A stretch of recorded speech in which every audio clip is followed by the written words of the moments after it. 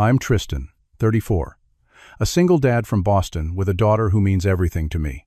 When Lily needed emergency appendix surgery, I sat alone in that cold hospital waiting room, checking my phone every 2 minutes.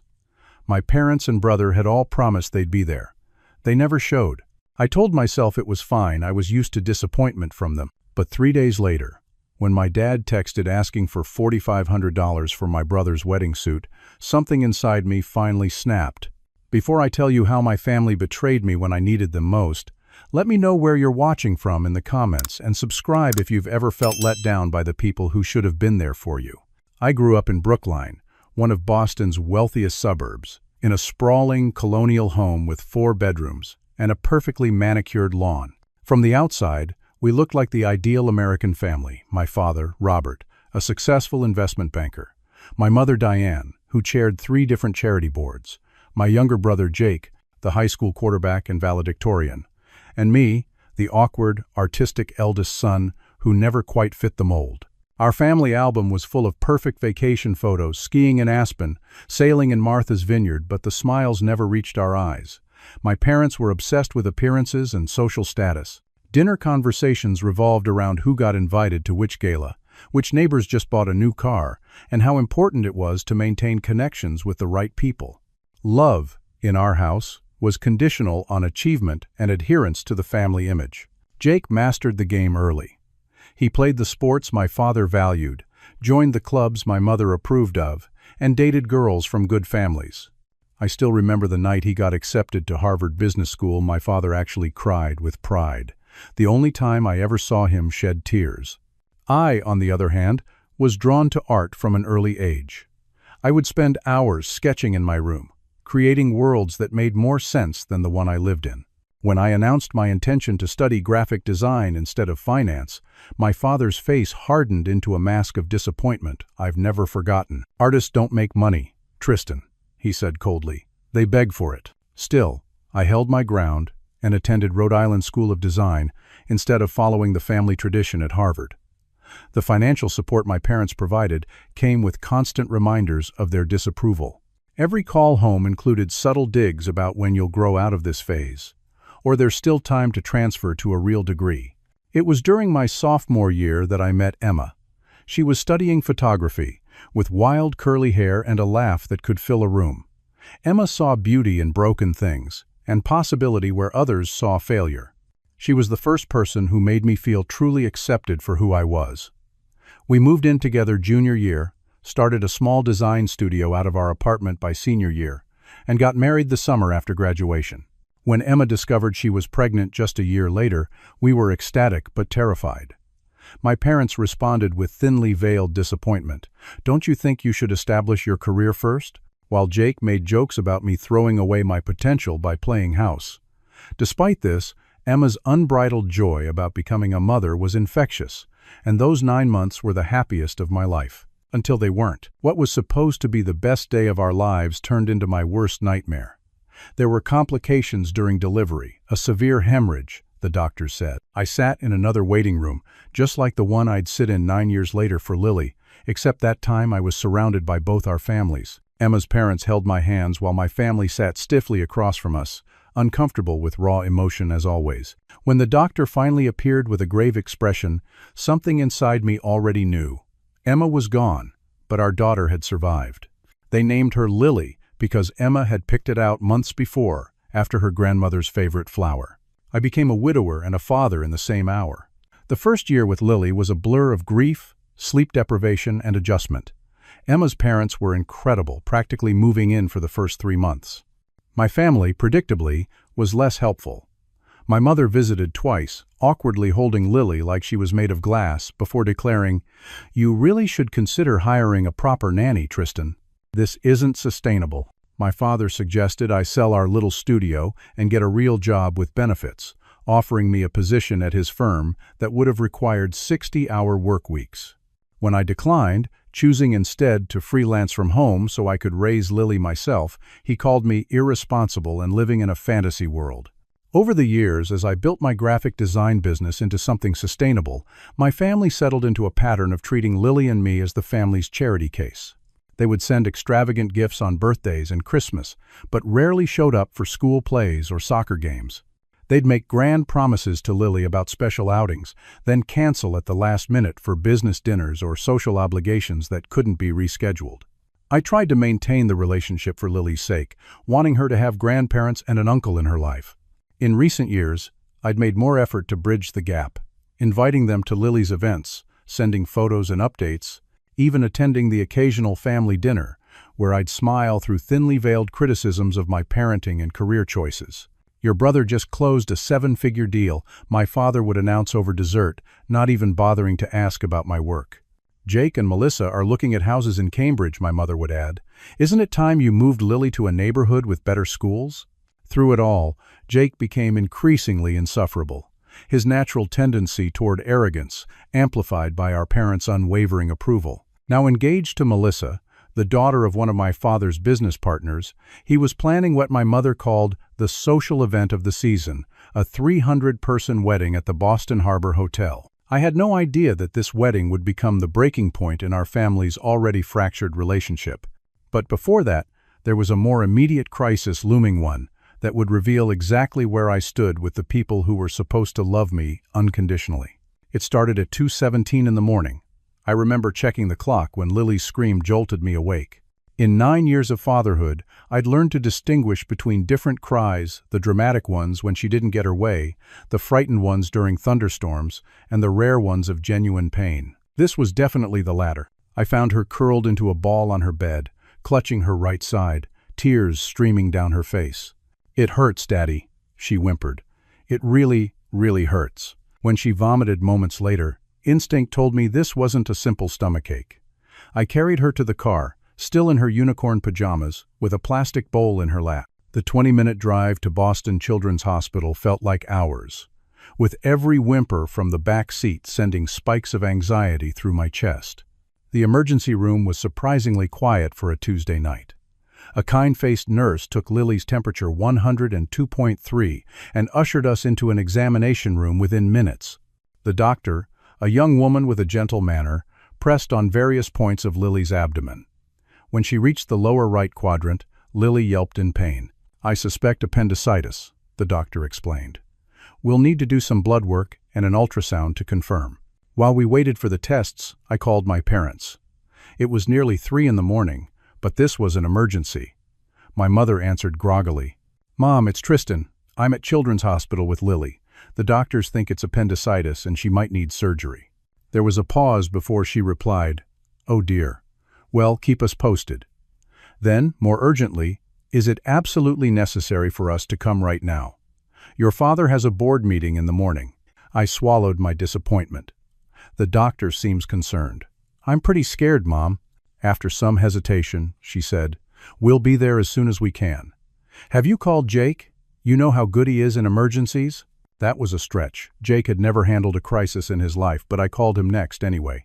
He sounded half asleep as I explained the situation. "That's rough, bro," he said with a yawn. "Melissa and I have an appointment with the wedding planner at 9, but we could swing by the hospital after lunch maybe? Unless you think she'll be done by then? She might be in surgery by then, Jake." "I don't know." Right. Well, I'll try to move some things around. Text me updates." The ultrasound confirmed acute appendicitis, and the surgeon explained that Lily would need emergency surgery to remove her appendix before it ruptured. "She's going to be fine," the surgeon assured me. "This is a very common procedure, but we do need to act quickly. We'll prep her now and take her to the operating room within the hour." As they prepared Lily for surgery, she kept asking for her grandparents. I had told her they were coming, believing my parents would surely show up for something this serious. "When will Grandma get here?" Lily asked, her small face pale against the hospital pillow. "She promised to teach me to knit this weekend. Maybe she can bring the yarn to the hospital?" "I'm sure they're on their way, sweetheart," I lied, checking my phone again. No messages. As they wheeled her toward the operating room, I walked alongside, holding her hand until we reached the doors where I couldn't go further. The nurse gently told me the surgery would take about an hour and directed me to the waiting area. "We'll take good care of her," she promised. And then, I was alone. The waiting room was empty, except for me. I sent update texts to my parents and Jake, including which floor and waiting room I was in. No responses. I called my mother again straight to voicemail. Same with my father and Jake. The minutes crawled by. I paced. I scrolled mindlessly through my phone. I tried to distract myself by answering work emails, but couldn't focus. I kept picturing Lily, so small on that gurney, being cut open, alone except for strangers in masks. After 45 agonizing minutes, a different nurse came to check on me. "Is there anyone coming to wait with you?" she asked kindly. I shook my head, embarrassment washing over me. "They're on their way," I said automatically, the lie now feeling bitter on my tongue. She nodded sympathetically and brought me a cup of terrible coffee. "The doctor will come find you as soon as the surgery is done." Another half-hour passed. Still no word from my family. I tried calling again, then sent more texts. Finally, the surgeon appeared, still in her scrubs, looking tired but satisfied. "The surgery went very well," she said, and I felt my knees go weak with relief. "We removed the appendix before it could rupture, and Lily is in recovery now. She'll need to stay overnight for observation, but barring any complications, you should be able to take her home tomorrow." I thanked her profusely, wiping away tears I hadn't realized were falling. "Is your family here yet?" she asked. "You can have 2 visitors at a time in recovery." I shook my head, shame and anger battling inside me. "Just me." Her expression softened with understanding. "She's asking for you. Come on, I'll take you to her." Lily looked so small in the recovery bed, her face still pale but no longer contorted in pain. When she saw me, she gave a groggy smile. "Did I do good, Daddy?"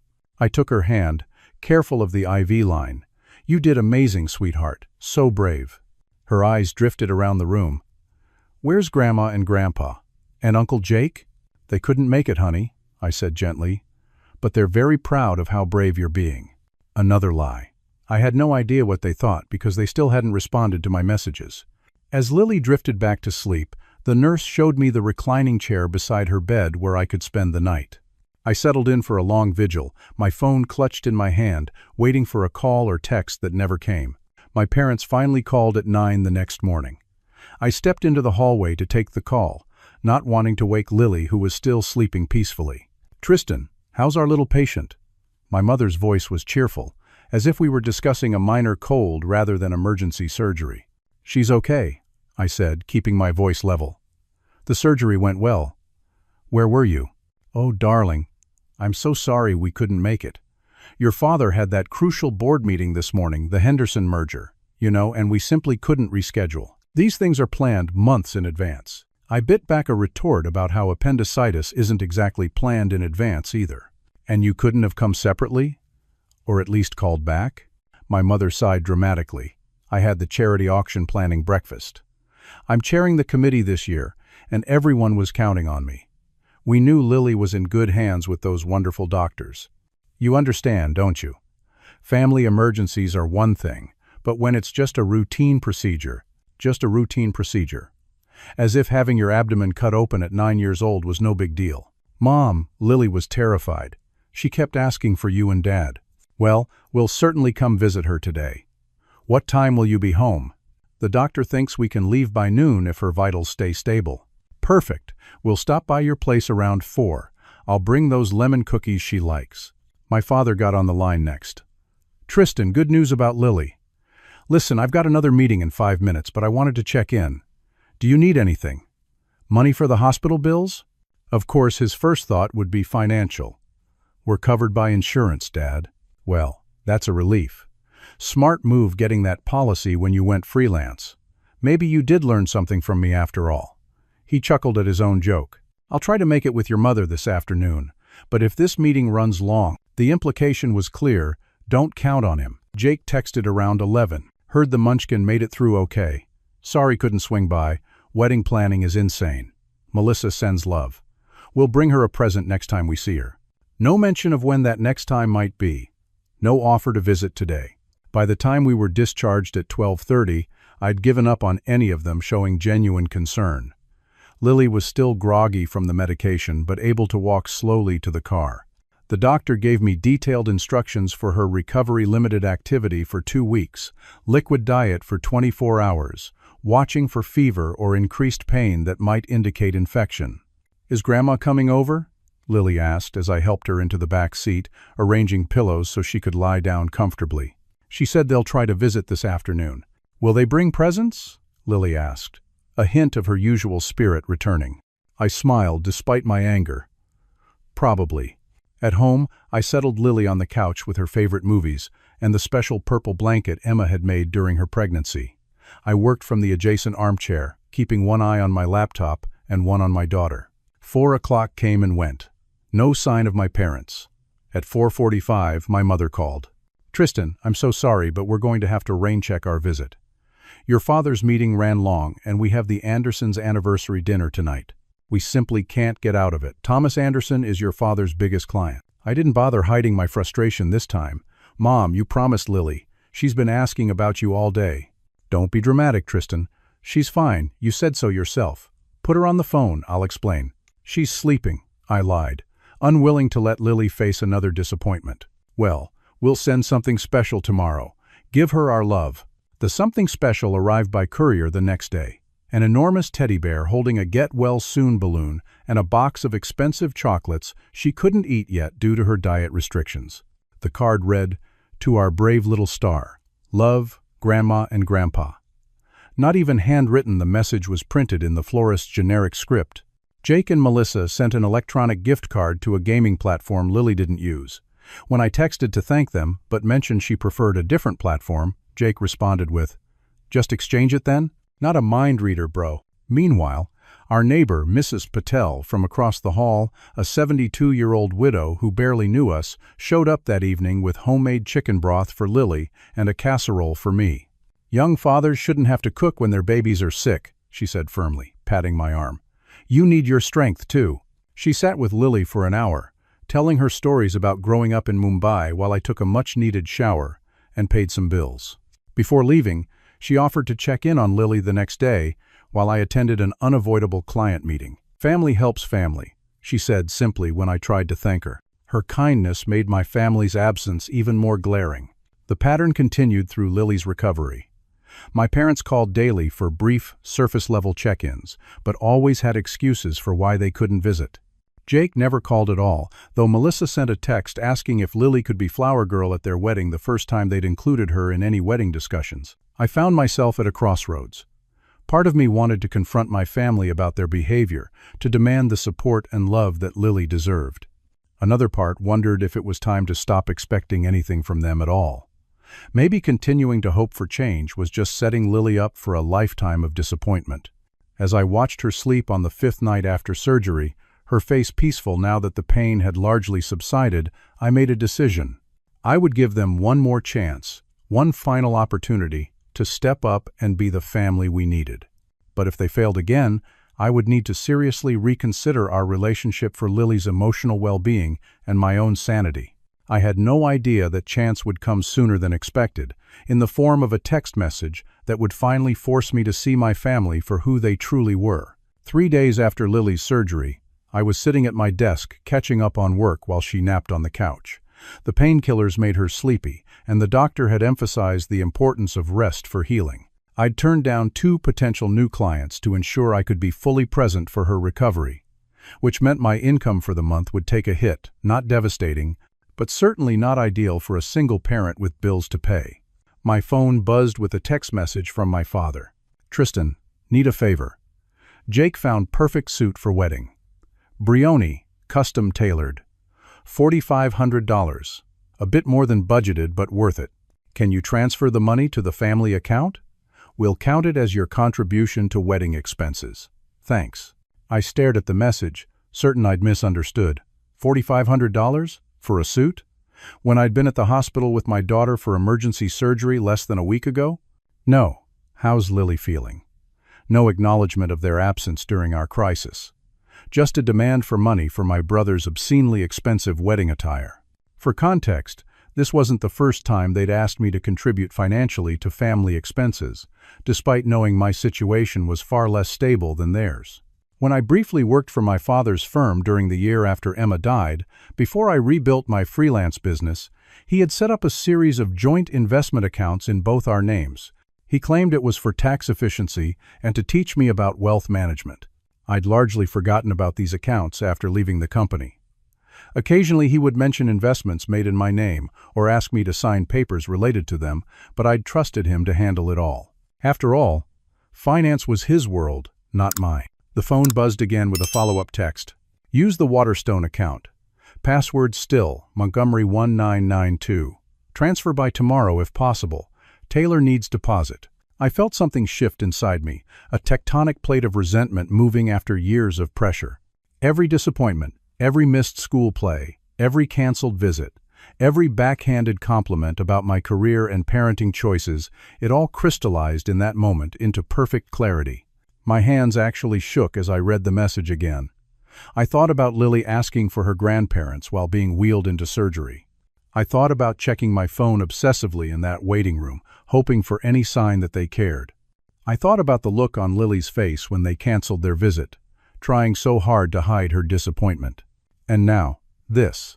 Not even the courtesy of a phone call, just a casual text asking for $4,500 more than my monthly living expenses for a suit my brother would wear once.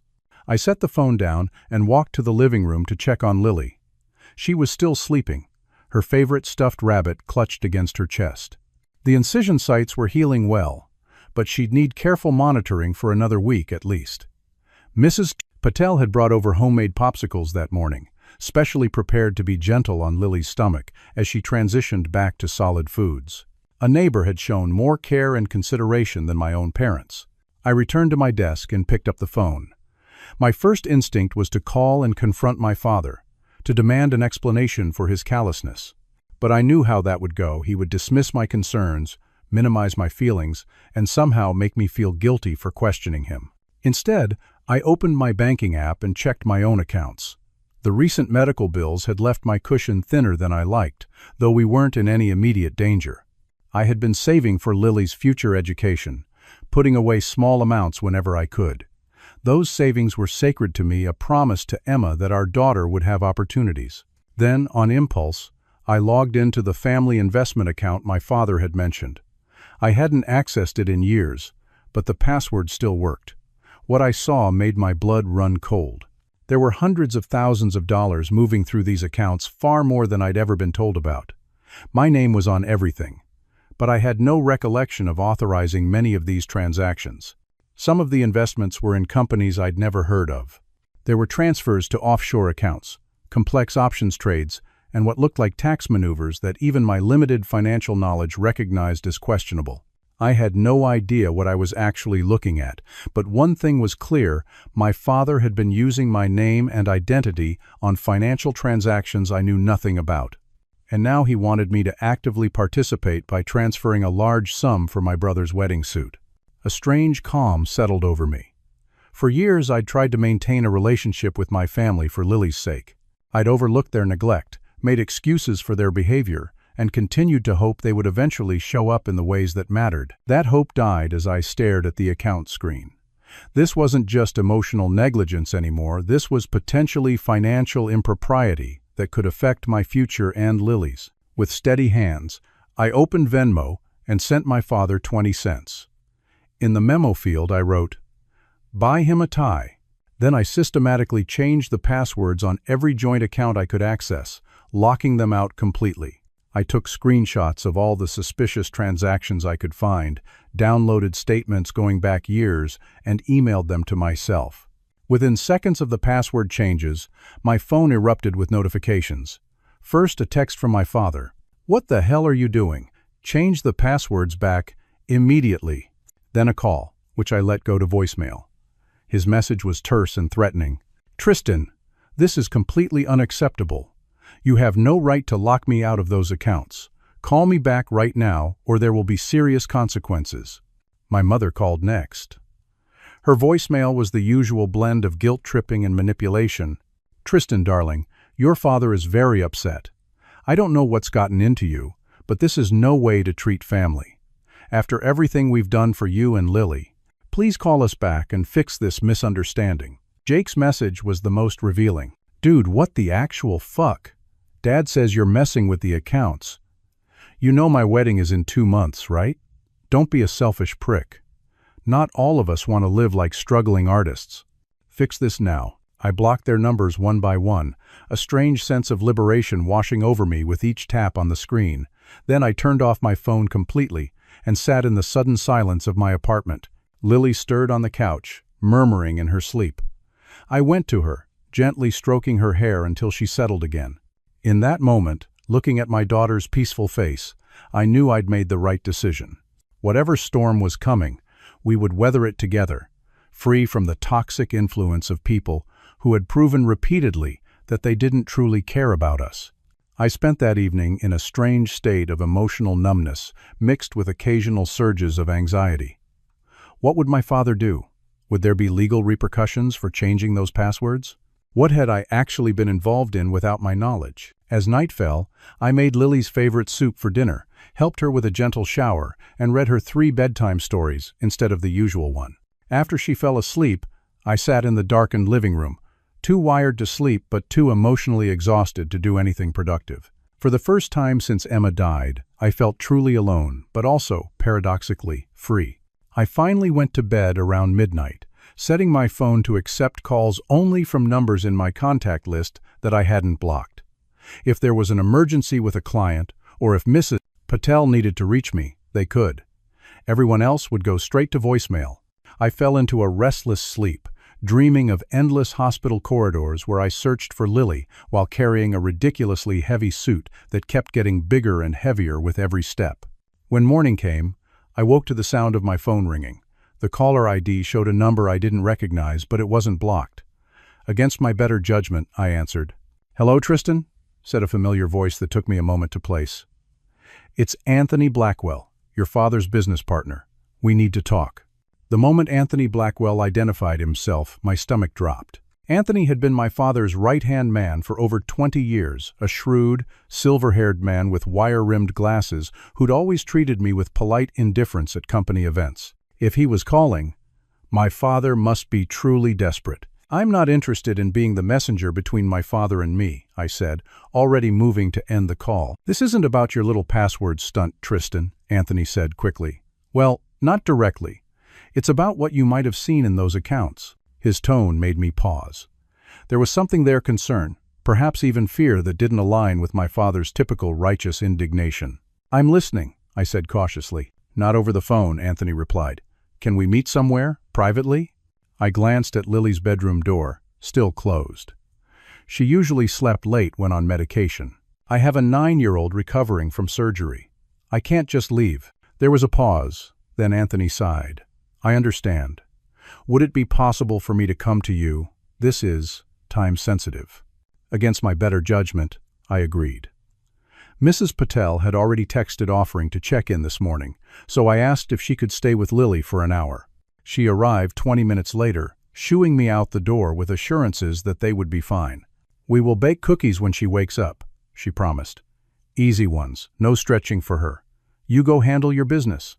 I met Anthony at a quiet coffee shop 3 blocks from my apartment. He was already there when I arrived, nursing a black coffee and looking distinctly uncomfortable. He'd aged since I'd last seen him, the lines around his eyes deeper, his posture less commanding. "Thank you for meeting me," he said, gesturing to the chair across from him. I sat down but didn't remove my jacket. "What's this about, Anthony?" He glanced around before leaning forward. "Your father is concerned about some of the documentation you may have accessed yesterday." "You mean the accounts he's been using my name on without my knowledge?" Anthony winced slightly. "It's more complicated than that. Look, I've worked with your father for most of my career. He's brilliant, driven, and usually gets what he wants. But in the last few years, some of his financial maneuvers have become increasingly aggressive." "Aggressive? How?" "Tax optimization strategies that push legal boundaries. Investment structures designed to obscure ownership, using family members' identities to create separation between assets and liabilities." He took a sip of coffee. "Your brother is aware of some of it. He's been actively involved since joining the firm. But you were the perfect firewall." "Because I walked away from the company," I said slowly, realization dawning. Anthony nodded. "Precisely. Someone with legitimate access to the accounts, whose name could appear on paperwork but who never asked questions. The fact that you're estranged but not completely cut off made it even better." If regulators ever asked questions, your father could claim you were a silent partner who trusted him to manage your share of family investments. I felt sick. Are you telling me my father has been using me for some kind of financial fraud? I wouldn't go that far, Anthony said quickly, then paused. But if certain transactions were ever scrutinized closely, you could find yourself answering very uncomfortable questions. Why are you telling me this? You're his partner. Anthony looked down at his coffee. I'm retiring at the end of the year, moving to Arizona. My daughter just had twins there. A small smile crossed his face. First grandchildren makes a man reflect on his legacy. He looked back up at me. I've turned a blind eye to plenty over the years, justified it as aggressive business strategy. But using your own son without his knowledge, that crosses a line for me. Especially after what happened this week. What do you mean? Your father was absolutely livid when you didn't immediately send that money for Jake's suit. Not because of the amount that's pocket change to him, but because it was the first time you'd ever questioned or refused a financial request.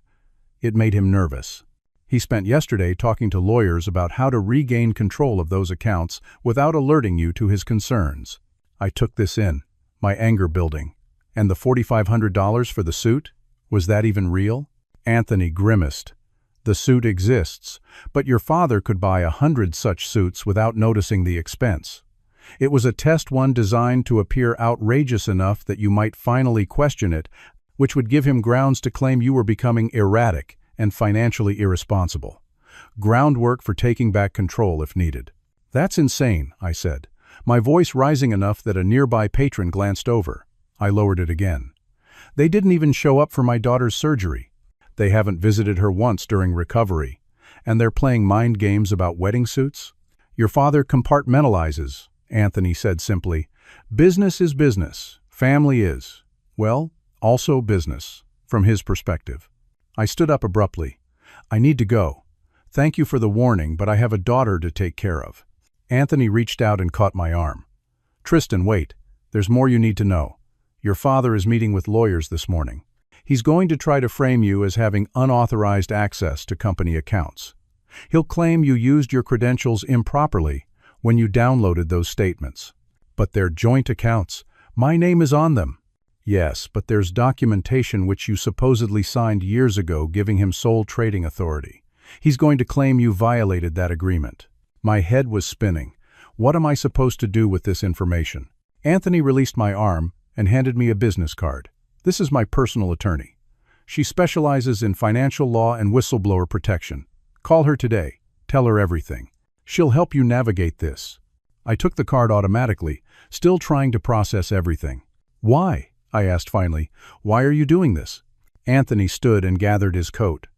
I told you, grandchildren, makes you see things differently. He paused. And I knew your mother, before. She was different once, warmer. Your father changed her over the years. I've watched the same thing happening to Jake. Some family legacies shouldn't be continued. With that cryptic statement, he nodded once and left the cafe. I sat there for several minutes, the untouched coffee growing cold in front of me. Then I pulled out my phone and called the attorney. By the time I returned home, Lily was awake and helping Mrs. Patel shape cookie dough into perfect little balls, her face alight with concentration. The sight grounded me, reminding me what really mattered.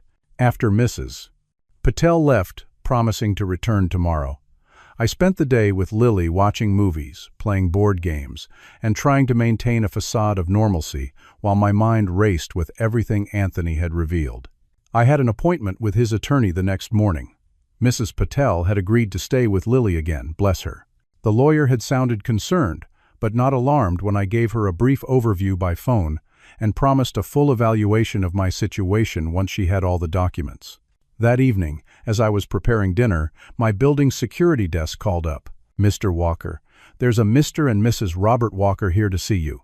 Your parents? My heart rate spiked. I'm not available. Please ask them to leave. Sir, they're quite insistent. They're saying it's about your daughter's health. Of course they would use Lily to get past security. Tell them I'll call the police if they don't leave immediately. There was an awkward pause. Yes, sir. 10 minutes later, my phone began ringing with calls from unknown numbers, my parents trying different phones to get around my blocks. I ignored them all. Then came a text from a number I didn't recognize. This is your mother. What you're doing is childish and hurtful. Your father is prepared to forget this whole episode if you come to dinner tomorrow and discuss things like adults. Otherwise, there will be consequences. Think of Lily. The threat, thinly veiled as concern for my daughter, was the final straw. I texted back one word, no.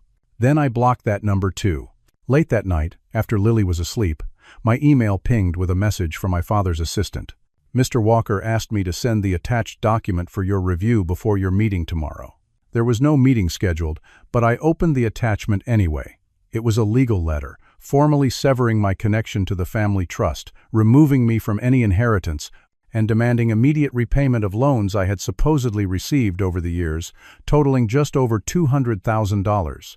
The amount was fictional, of course. I'd received no such loans, but the message was clear: cooperate, or be financially destroyed.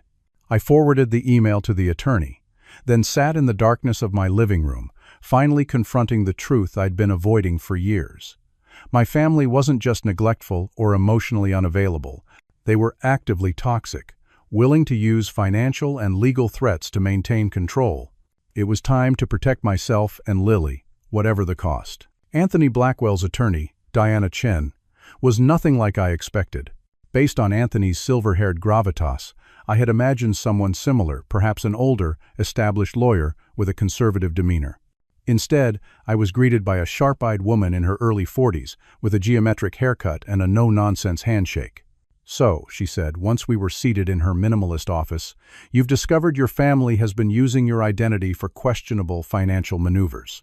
Not uncommon, unfortunately, but definitely problematic. I had sent her all the documents I'd downloaded the night before, along with the threatening email from my father. "How bad is it?" I asked. She tapped her tablet, bringing up spreadsheets I'd provided.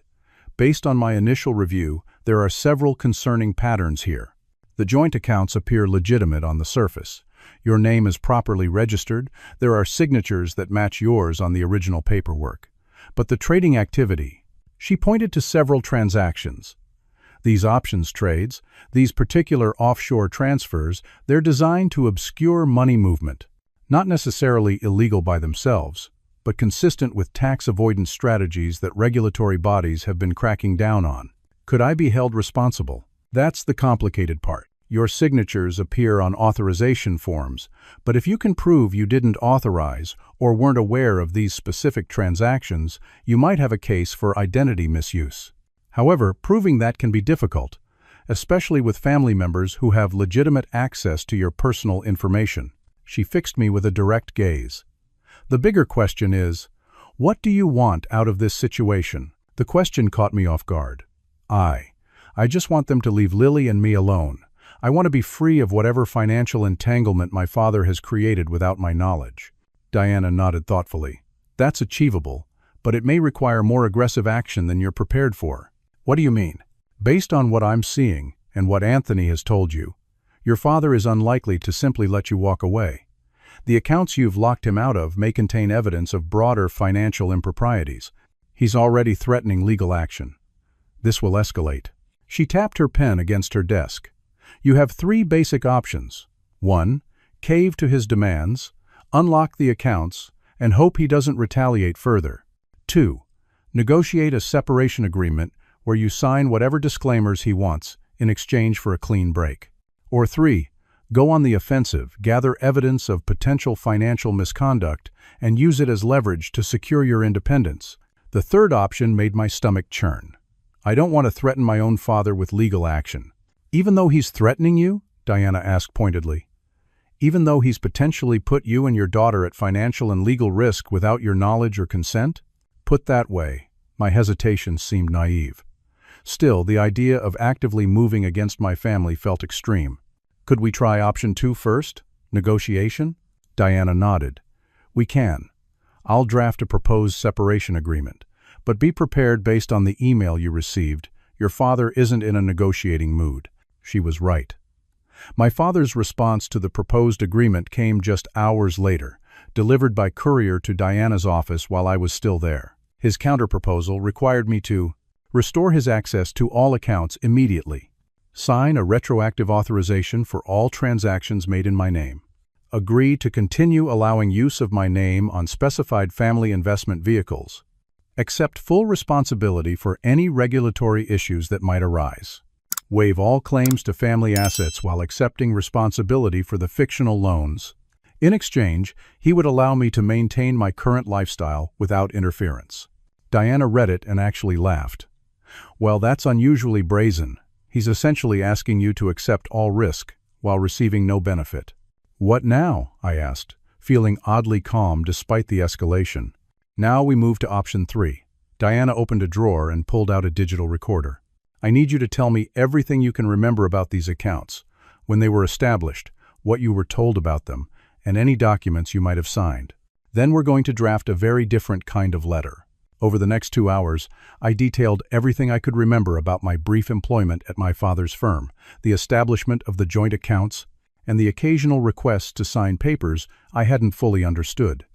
Diana recorded it all, occasionally stopping me to ask clarifying questions. "This is good," she said when we finished. "There's a clear pattern of potential misrepresentation and possible coercion. Now, let's discuss the nuclear option." The nuclear option, as Diana called it, was a formal letter outlining the evidence of my father's potential financial misconduct, my willingness to cooperate with regulatory authorities, and a simple proposal, a complete separation of our financial affairs with mutual releases of liability, or I would take my concerns to the SEC and IRS. "Is this blackmail?" I asked, uncomfortable with the implied threat. "No, it's leverage," Diana corrected. "Blackmail would be if you were demanding money to stay quiet about something illegal. This is simply making it clear that you won't continue to be complicit in questionable financial practices. You're offering a path to resolution that protects both parties." The letter went out by courier that afternoon. The response came the next day, not from my father, but from his corporate attorney, a man named Gerald Harrington, whom I'd met a few times at company functions. Gerald requested a meeting with both Diana and me at his offices downtown. Diana agreed on the condition that it be recorded and that my father not be present. "We want to avoid direct confrontation at this stage," she explained. "Emotions are too high." The meeting was set for the following morning. Mrs. Patel, now fully invested in our drama, though unaware of the details, again agreed to watch Lily. "You fix your problems," she said firmly. "I keep the little one happy." Gerald Harrington's office screamed old money and established power, all dark wood, leather-bound books, and discreet artwork. He greeted us with professional courtesy, but clear skepticism. "Miss Chen, Mr. Walker, thank you for coming. I've reviewed your proposal and discussed it with my client. While we categorically deny any impropriety in the management of the Walker family's financial affairs, Mr. Walker Sr. is willing to consider a separation of interests to avoid unnecessary conflict." Diana smiled thinly. "That's encouraging. What specifically is he proposing?" Gerald outlined terms that were marginally better than the previous offer, but still heavily weighted in my father's favor. "I would need to sign confidentiality agreements, accept some liability for past transactions, and forfeit any claim to family assets." Diana shook her head before I could even respond.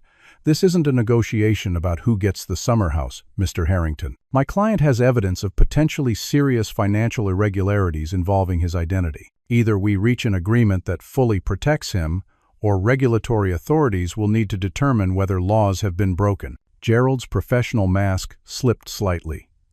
"That would be an extreme and irrevocable step, Miss Chen, one that would damage all parties involved." "Sometimes cauterization is the only way to prevent infection from spreading," Diana replied calmly. The metaphor hung in the air between them. "Perhaps," Gerald said finally, "I should discuss alternatives with my client.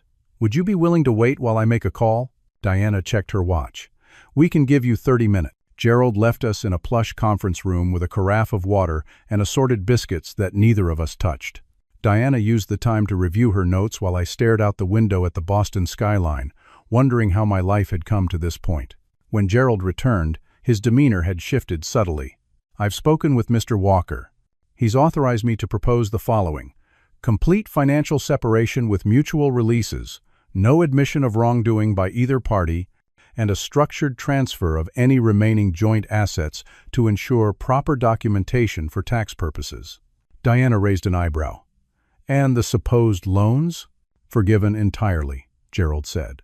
In exchange, Mr. Walker requests that his son sign a non-disclosure agreement regarding family financial matters. Diana looked at me. This was substantially better than the previous offer, essentially what we had asked for, with the addition of the NDA.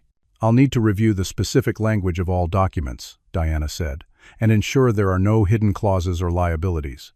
But conceptually, this could work. Gerald nodded. I'll have drafts prepared by tomorrow. There is, however, one additional condition. He turned to me directly. Your father requests that you and your daughter attend your brother's wedding. For appearance's sake, the request was so unexpected that I actually laughed. After everything that's happened, he's concerned about how it will look if we're not at Jake's wedding? Gerald maintained his professional demeanor. Family appearances matter greatly to your father. This is a non-negotiable condition. I looked to Diana, who gave a slight shrug, indicating this was my call. Fine, I said after a moment. We'll attend the ceremony, but we leave immediately after the photographs. Gerald nodded. I believe that will be acceptable. As we left the building, Diana seemed satisfied. That went better than expected. Your father must be quite concerned about potential scrutiny if he capitulated so quickly. Or he's planning something else, I said. The years of experience with my father's manipulation making me suspicious. That's why we'll review every word of those documents before you sign anything, Diana assured me. But I think we've got him cornered on this one. Anthony's information was clearly accurate. The documents arrived the next day, and as Diana had predicted, there were several hidden clauses designed to leave me vulnerable while protecting my father. Diana methodically eliminated each one, sending back revisions that left no room for misinterpretation or future manipulation. After 3 rounds of revisions, we finally had an agreement that Diana deemed acceptable. I signed the papers in her office, feeling an odd mixture of relief and sadness. This wasn't how I had imagined my relationship with my family would end with legal documents and formal separations, but perhaps it was the only way it could have ended, given who they were. Congratulations, Diana said as I put down the pen after the final signature. You're officially free of your family's financial entanglements. What happens now? I asked. Now you live your life on your terms, she said simply. And maybe consider a complete credit freeze and monitoring service, just to be safe. As I left her office, my phone buzzed with a text from Jake, the first direct contact from any family member since I'd blocked their numbers. Dad says you're still coming to the wedding. Don't make a scene. This is my day. I didn't bother responding. Some things never changed, but I had, and that was what mattered. 6 months passed quickly, filled with the normal chaos of raising a 9-year-old while running a business. Lily recovered fully from her surgery, with not even a scar to show for the ordeal, thanks to the skillful work of her surgeons. I'd enrolled her in a new art program on Saturdays that she loved, and my business had picked up with 2 major new clients who appreciated my design aesthetic.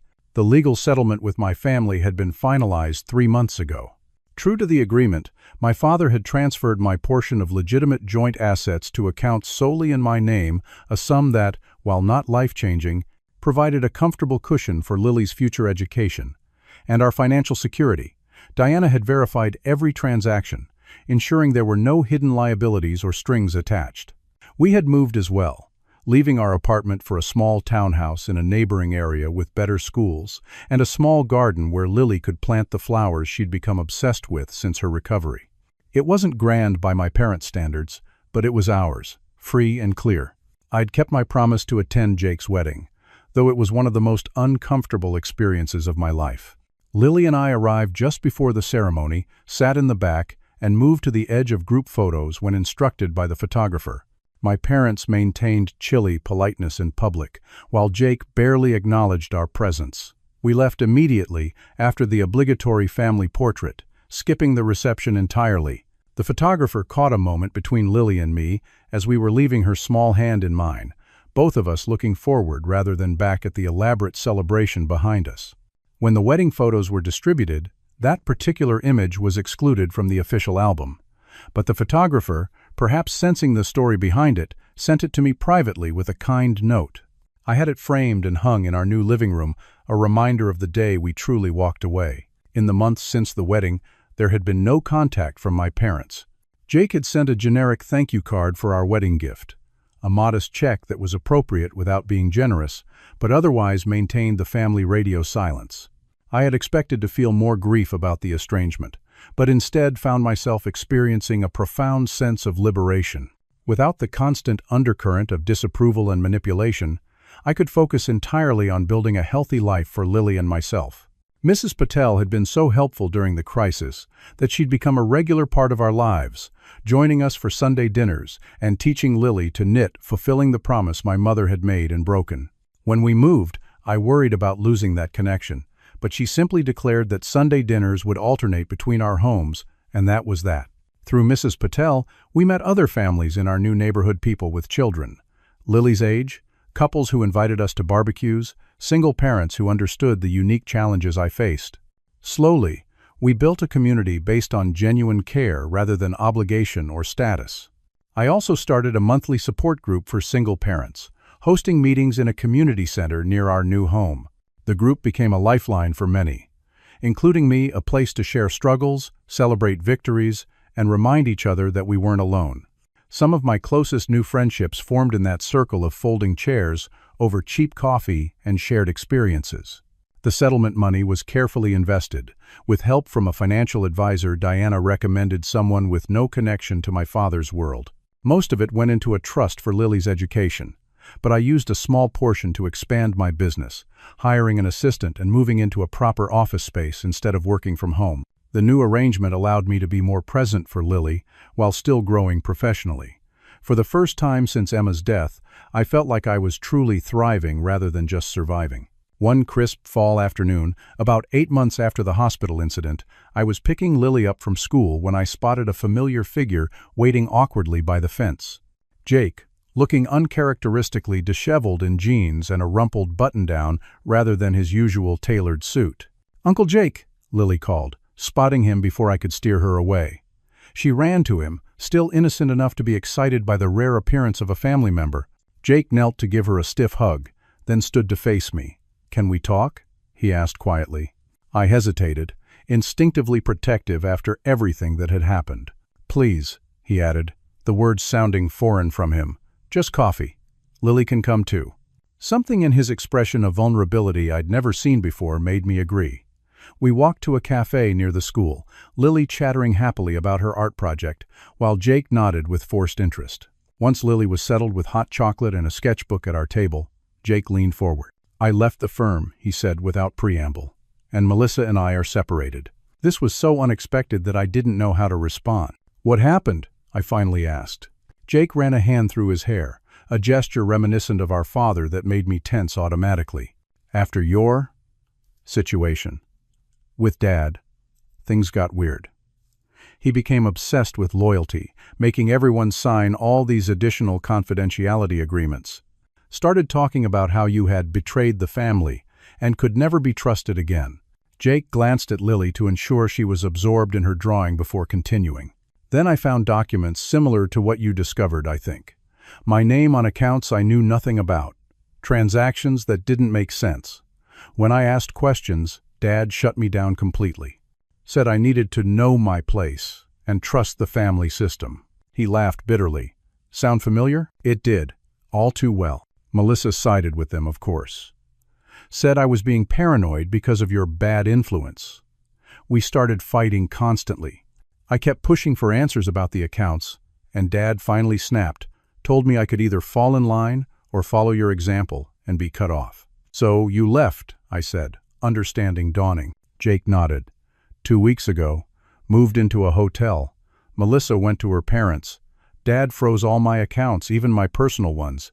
Said it was temporary until I came to my senses."